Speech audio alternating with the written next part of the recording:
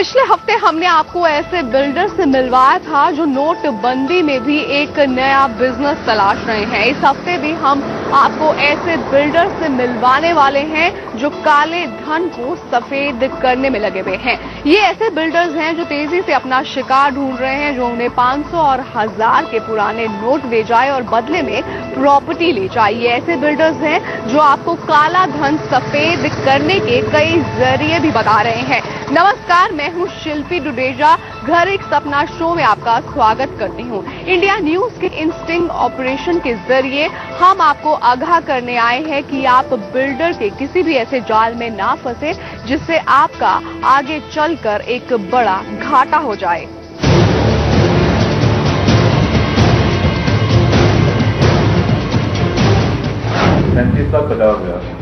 37,50,000 मेरा कैश और दुकान में मतलब हम ले लेंगे शर्ट।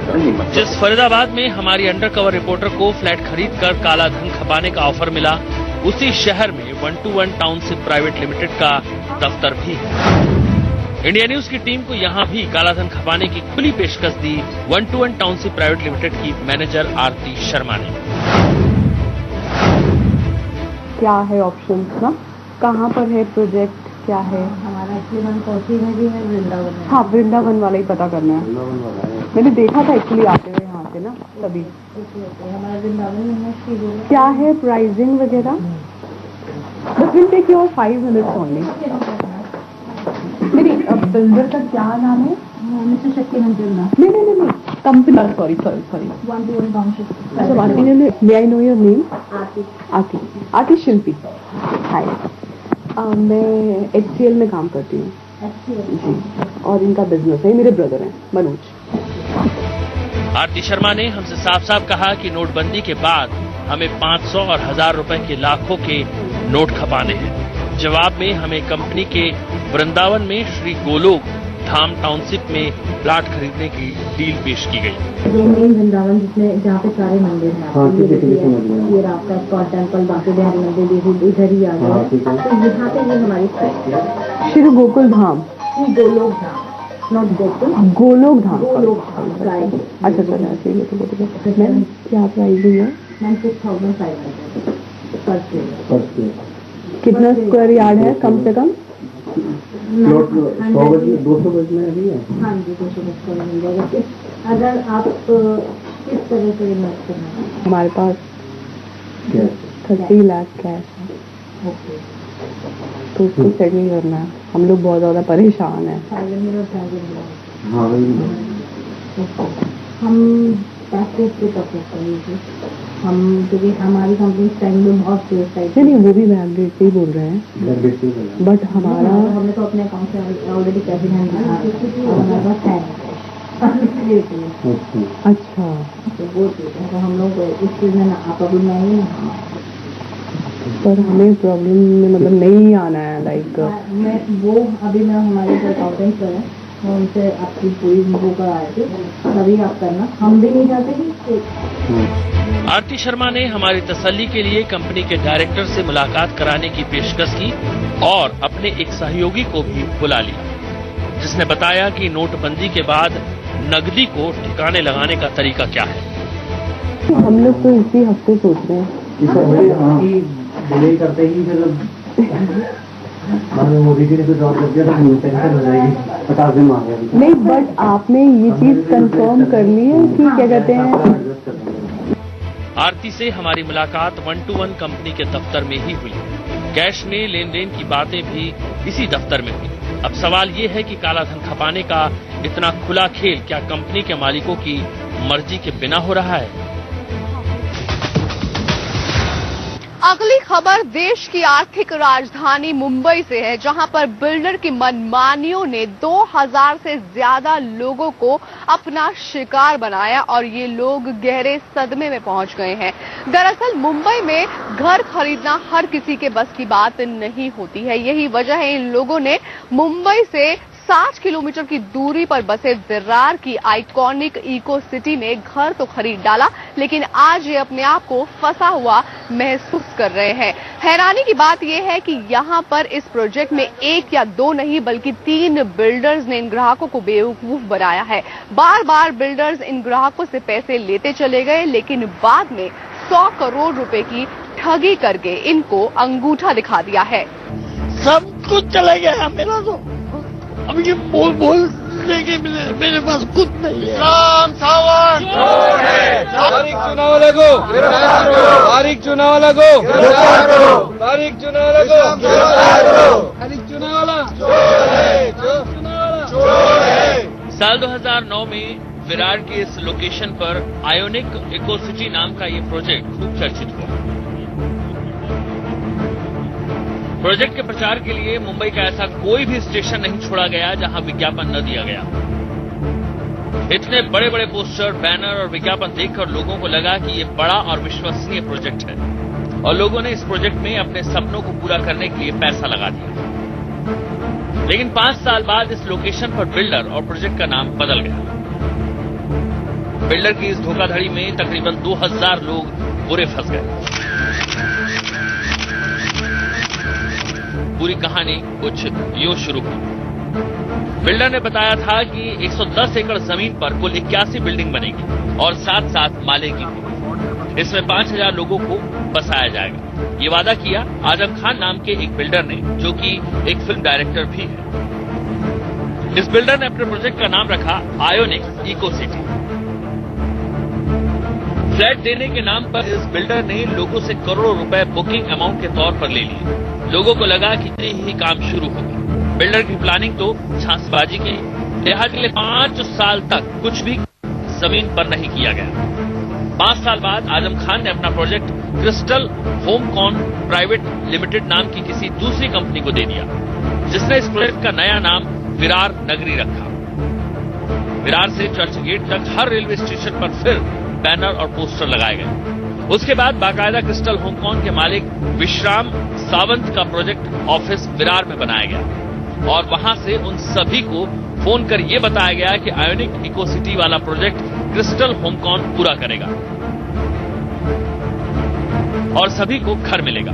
लेकिन क्रिस्टल होमकॉन ने इसके लिए ग्राहकों से और पैसे की मांग की। लोगों की मजबूरी थी तो लोगों ने पैसे भी दिए। करीब 500 से 600 और नए फ्लैट की बुकिंग की और उसमें भी फ्लैट देने के नाम पर करोड़ों रुपए वसूले गए। लेकिन हद तो तब हो गई जब मार्च 2015 में विरार वेस्ट में उसी जमीन पर तीसरी कंपनी वीवा होम्स का बोर्ड लगा हुआ लोगों ने देखा। ये देखते ही लोगों को समझ में आ गया कि वो ठगे जा चुके हैं। जहां तक मेरा ज्ञान है और जो मेरे पास आ चुके हैं, तकरीबन 400 नेवी फैमिलीज हैं जो इसमें फंसी हुई हैं, जो उनमें से रिटायरमेंट के वर्ज और रिटायरमेंट और रिटायर्ड टोटल तकरीबन 1500 से 2000 हैं। उसमें 400 आप कह सकते हैं नेवी। तो यहाँ पर हम खड़े हैं, यह वही जगह है विरार की जो 110 एकड़ में आलीशान यहाँ पर बड़ा सिटी बनाने की बात बिल्डर ने की थी। लेकिन यहाँ पर आप देख रहे हैं पिछले 6 सालों में यहाँ कोई भी ऐसा काम नहीं हुआ है कि जिसे हम कह सके कि उस बिल्डर ने यहाँ पर उन लोगों को हक देने का काम किया हो। हमारे हाथ में एक इसका बिल्डर का एक यहाँ पर पेपर है जिसमें लिखा हुआ है घर दिल से बनाएंगे। लेकिन जो घर से दिल से बनाने की बात थी, दिल से तो नहीं बनाया लेकिन लोगों का दिल जरूर तोड़ दिया। करीबन लाखों रुपए पैसा भर कर लोगों ने अपने सपनों का घर लेने की कोशिश की, लेकिन आज 6 सालों से घर नहीं मिल पाया। लोग अपने इंसाफ के लिए आज रोड पर उतर चुके हैं। इसमें जो देख रहे हैं इसमें नेवी के लोग हैं, पुलिस के लोग हैं, रेलवे के अधिकारी हैं, तमाम ऐसे लोग हैं जो इनका घर उजड़ चुका है। लोग यहाँ पर रोड पर आ गए हैं, रो रहे हैं कि किसी भी सूरत में उन्हें घर मिले। क्या हुआ था मैडम?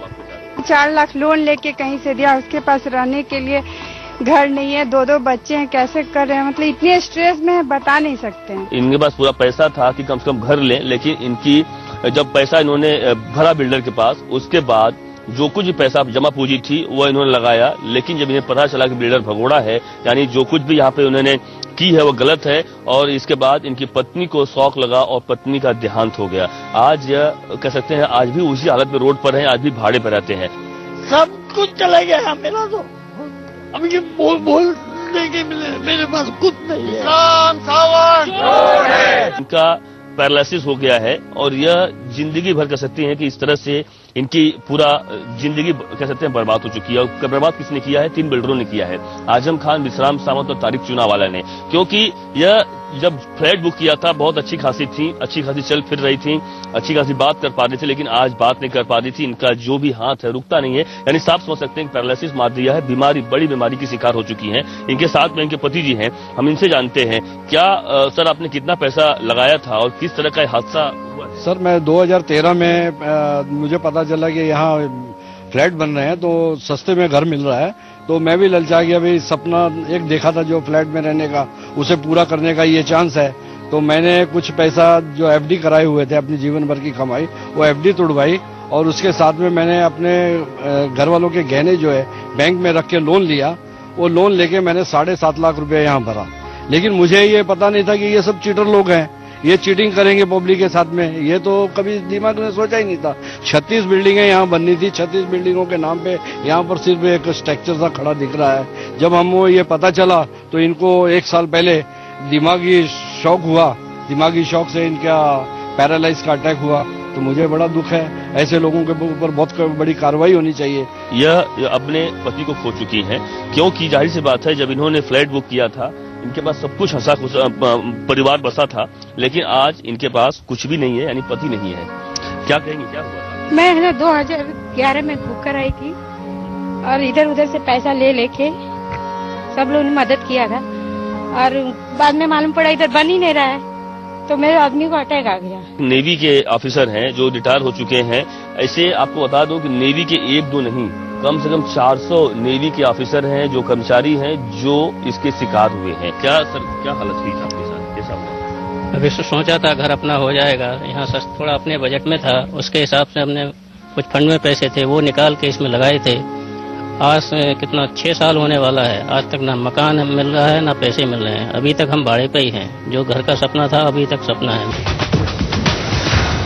अब वक्त है आपके हफ्ते भर की प्रॉपर्टी से जुड़ी सभी समस्याओं को सुलझाने का। चलते हैं अपने रियल एस्टेट एक्सपर्ट के पास और लेते हैं आपके हफ्ते भर के भेजे गए सवालों पर उनकी राय Q&A सेशन में।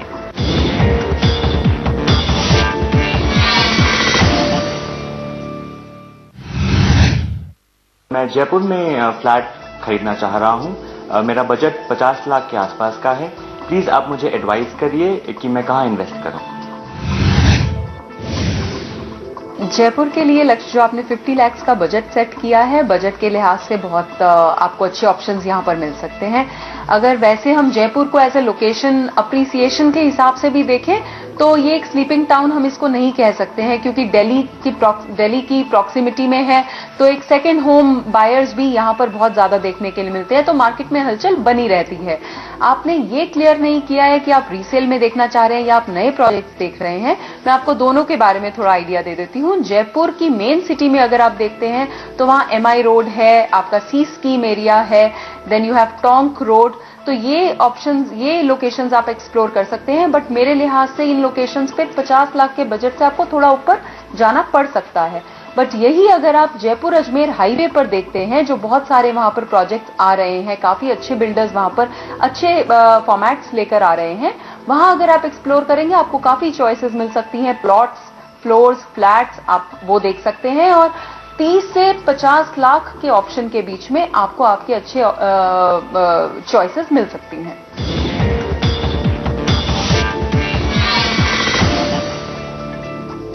घर एक सपना शो के जरिए हमारी ये पूरी कोशिश रहती है कि आप अपने घर को लेकर किसी भी झांसे का शिकार ना हो, आपका पैसा सुरक्षित रहे और वाजिब दाम पर आपको आपका घर भी मिल जाए। इसी उम्मीद के साथ आज के एपिसोड में बस इतना ही। लेकिन अगर आपके प्रॉपर्टी से जुड़े कोई भी सवाल हैं या फिर कोई सुझाव आप हमें अपना भेजना चाहते हैं या आप अपने बिल्डर के खिलाफ हमसे शिकायत करना चाहते हैं तो हमें ईमेल कर दीजिए घर@itvnetwork.com पर। आप चाहें तो हमसे फेसबुक पर भी जुड़ सकते हैं हमारे घर एक सपना पेज के जरिए। हमें ट्विटर पर भी जरूर फॉलो कीजिए, हमारा हैंडल है घर एक सपना।